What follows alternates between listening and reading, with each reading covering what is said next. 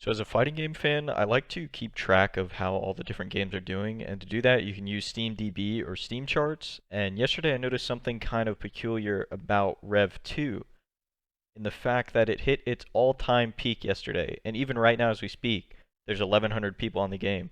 And if you go on the front page of Steam charts, it's trending. You can also check here on SteamDB, they have the prices, different charts, and everything like that. And the reason for this is the sale. If you haven't seen this, the entire Guilty Gear franchise is $18 right now.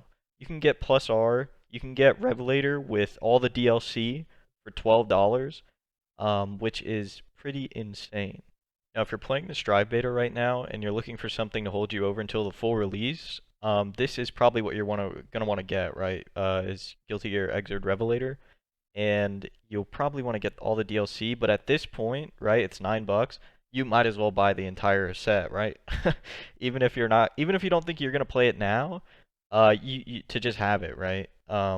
Here's Plus R if you want that too. You can see I don't have it because I bought these games before they were ever on sale. But this is a really cool deal, and I think it's a great move by Arxis because there's a lot of hype around Guilty Gear that hasn't been there before. Because if you look at the Twitch numbers, right, and I think this is a genius move by Arxis to put their entire series on sale during the beta where there's a lot of hype because there is no PC beta. So if you do want to get your hands on anything Guilty Gear on the PC, you have to play, Xrd or Plus R. And you can take a look here at the Steam stats for the category, and the numbers are pretty insane, right? So I think they did a very good job at rolling the beta out to the influencers, even though it's kind of like a frowned upon thing.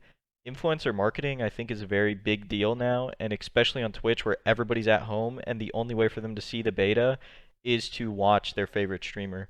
And I think they made a very good selection of who they chose, right? They didn't just choose one person and give them everything, and then everybody has to watch that one person. They sort of spread it out in a good way. They give it to the VTubers, which some people didn't like, but I think is a good thing because those audiences of the VTubers would have never been shown Guilty Gear in any other light. They're not going to come to Twitch and click on the Guilty Gear section and watch to. They are going to watch whatever VTuber they're watching, and hey, maybe they'll like the game, maybe they'll pick it up. I think the way they did it, they got to a bigger audience than they ever would have doing it the traditional way. You can see here, I think the 18th is when the influencer beta started, right? Around this time. This is when everybody was on Twitch because nobody could play the game.